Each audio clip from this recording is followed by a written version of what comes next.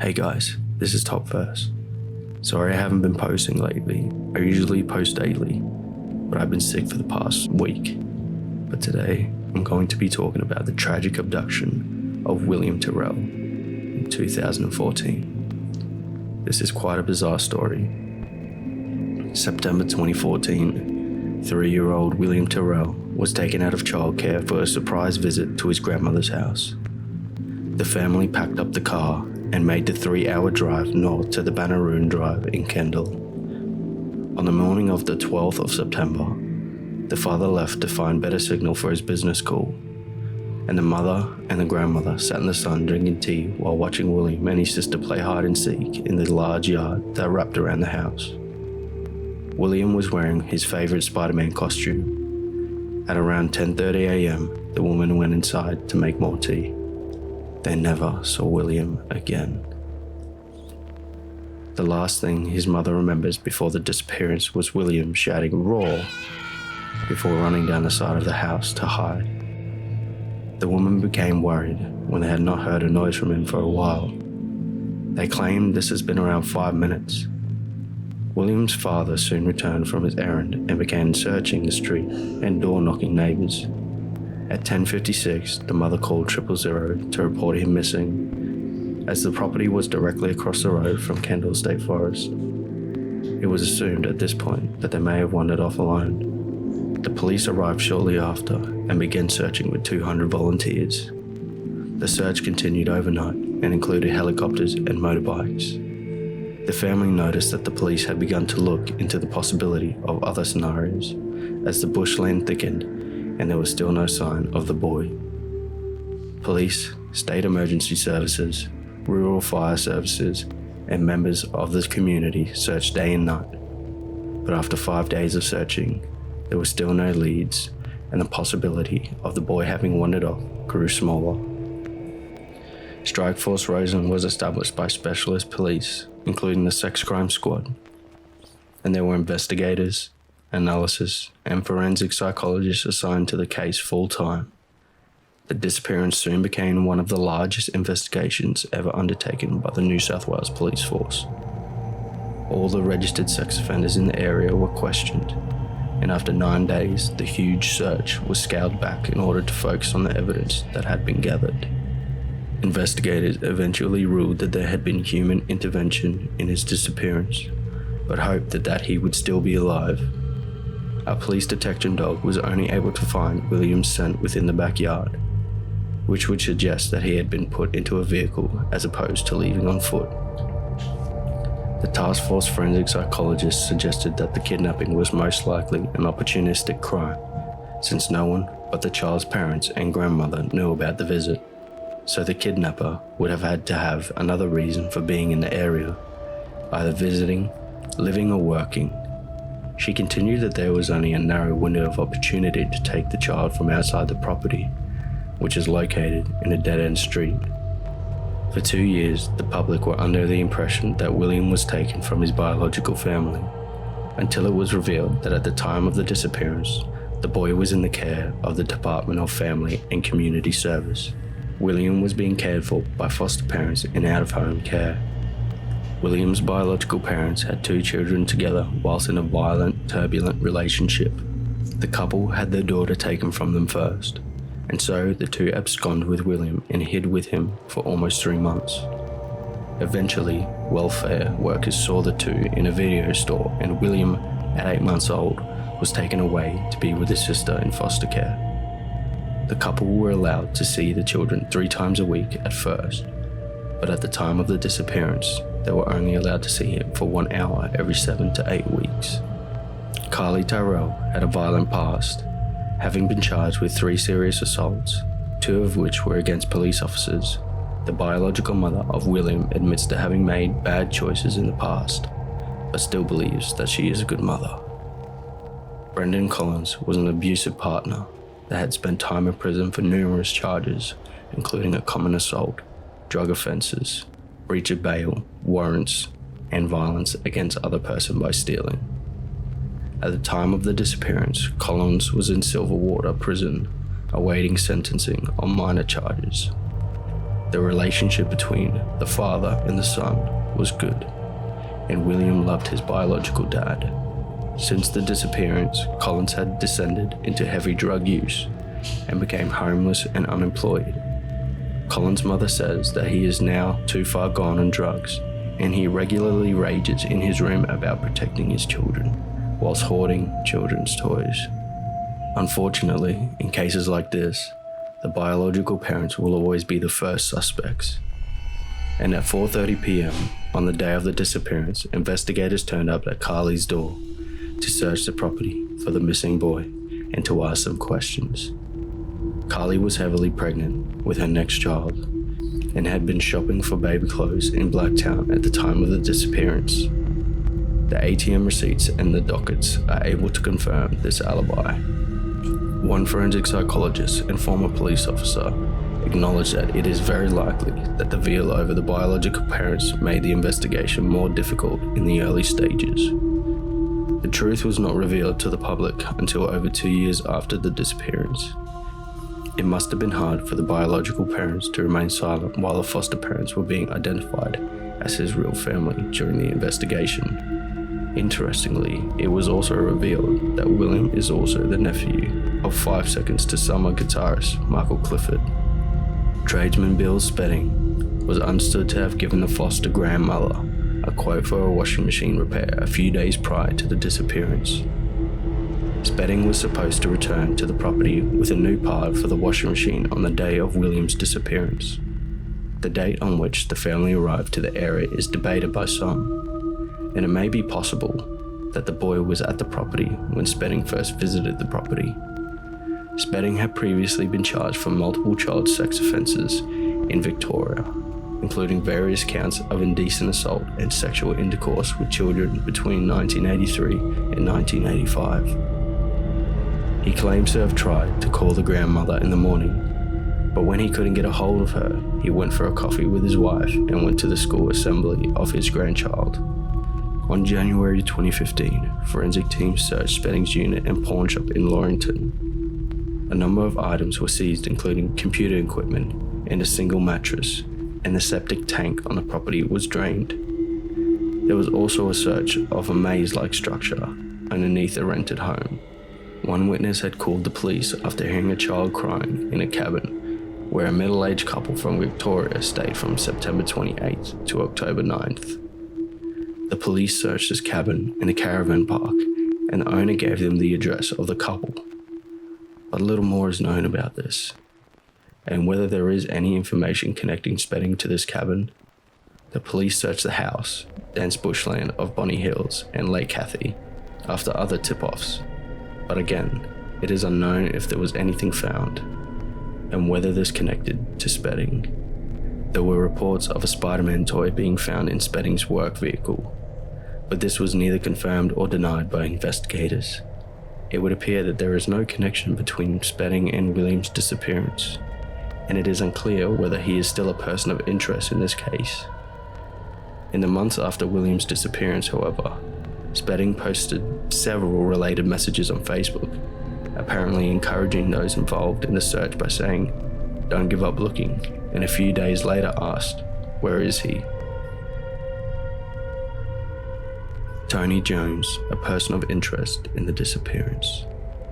At age 60, Jones was a convicted pedophile who, in 2015, had been serving a 3-year sentence for an aggravated assault on an 11-year-old girl. Jones had been released early on parole and was living back in the community at the time of the disappearance. Jones was living just 20 minutes away from Kendall in Wauchope with a relative and would have no reason to be in Kendall. As a person of interest, Jones told police that he had been out collecting scrap metal on the day of the disappearance. Jones told others that he had borrowed a chainsaw from the council and was out in the bush. When questioned about the confusing alibis by the television show A Current Affair, Jones had become violent and aggressive, shouting that he had been helping a neighbour fix their hot water system, which was later denied by the neighbour. Relatives say that Jones had told them he was meeting up with another child sex offender, and he had returned home after lunch, drunk. Although Jones has previously denied any involvement in the disappearance, it appears that he may have met up with his friend Paul Bickford, another child sex offender, and the two know more than they are letting on.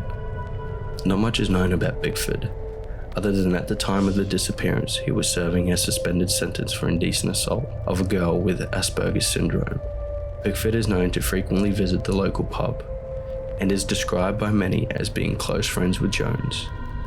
Bickford claims to have been having lunch in Port Macquarie with friends on the day of the disappearance, and denies ever being friends with Jones. Vehicles of interest. As the road was a no-through road in a secluded rural area, there was no reason to be there unless you had a purpose. So the cars that were seen in the vicinity on the day of the disappearance are of key significance. At 9 a.m. on the day of the disappearance, a dark green/grey coloured sedan drove past the driveway where William and his sister were riding their bikes.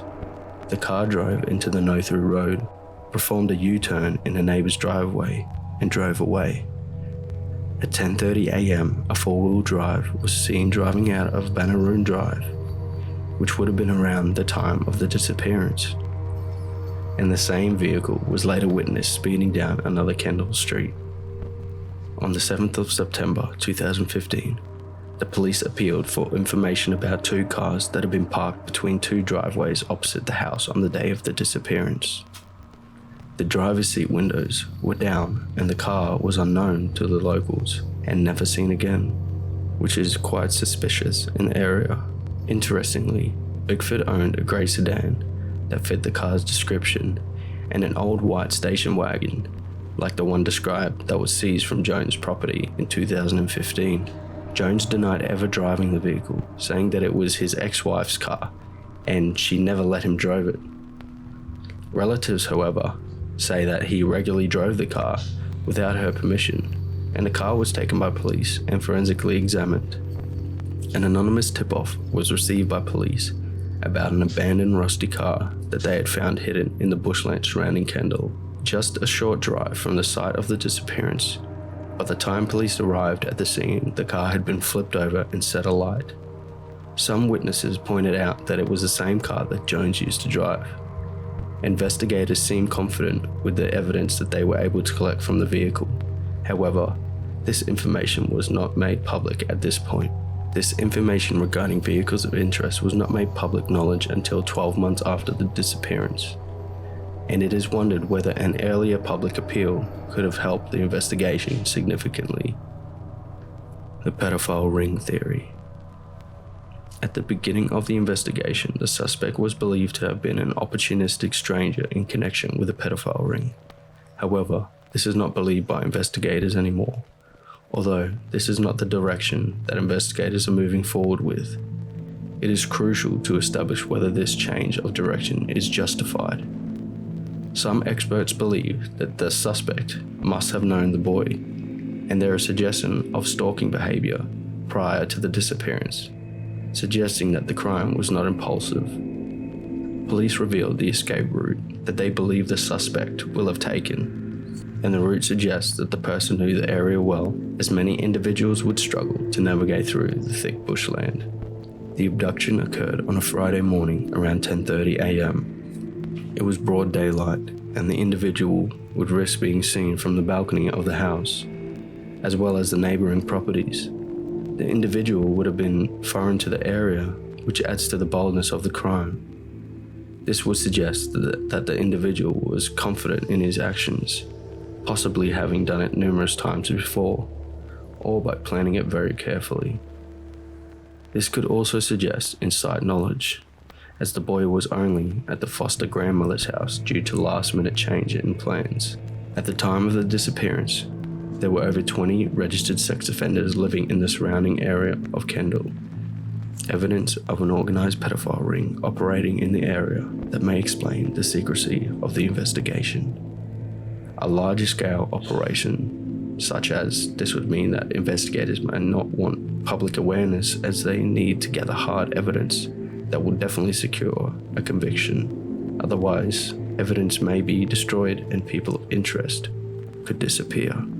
Although the family, both foster and biological, have seemingly been ruled out of the investigation, it must be noted that the foster parents have never ever publicly identified themselves for the safety of the daughter, who is still under their care and has not been returned to the biological mother.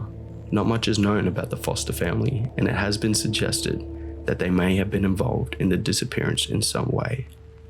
As the public became more aware of the secretive investigations hindering on the finding of William, they started a petition to get the case a coroner inquest.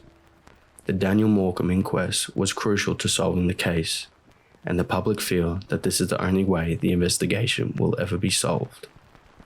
The petition pointed out that several miscarriages of justice, including that the birth family were gagged for years while other people of interest still remain anonymous. The public feel as though they have been kept in the dark away from the truth, and the whole case is marred by lies and bullshit. Misinformation has purposely been published, and the public finally want to know the truth. The petition far surpassed the needed signatures, and the pressure finally built enough for an inquiry in 2019, which was recently announced. The inquiry will not have the power to criminally charge someone for the offense, but they can compel witnesses to talk, where otherwise might not have to. The inquest will also examine key pieces of evidence, and hopefully this will be helpful to the investigation. A line of inquiry into a high-risk persons of interest led to another search location in Batar Creek in June 2018. At the end of the 2-day search, investigators said there was a person of interest that they knew why the area was being searched. Police also conducted a large-scale forensic search in the Kendall bushland over 4 weeks. The searchers collected new evidence, and police suggested that the suspect is believed to be living nearby. Investigators revealed that they had received almost 3,000 calls through Crime Stoppers, and there have been more than 1,000 alleged sightings of William in New South Wales, another 300 around Australia or overseas. Hundreds of people of interest and hundreds more potential vehicles of interest have been brought forward, with more than 450 addresses canvassed and more than 300 statements obtained. All this information has provided numerous lines of inquiry, and each has been followed meticulously. As there is so much secrecy surrounding the investigation, and there being several persons of interest that have never been named by the media, it is unlikely that the public will receive any new information before the case is solved. Police have advised the public that people close to the suspect may notice a change in the behavior as the pressure of the investigation increases. The 2019 inquest and subsequent criminal proceedings should hopefully provide some answers and justice for the family, although it has been noted that the tragic probability is that William is no longer alive. There is currently a $1 million reward for information about the disappearance, even if the information does not lead to a conviction, which is one of the largest rewards in New South Wales history. Police are urging anyone with information about the disappearance of William Tyrrell to call Crime Stoppers on 1-800-333-000. This has been TopVerse. Thank you for listening. Please subscribe.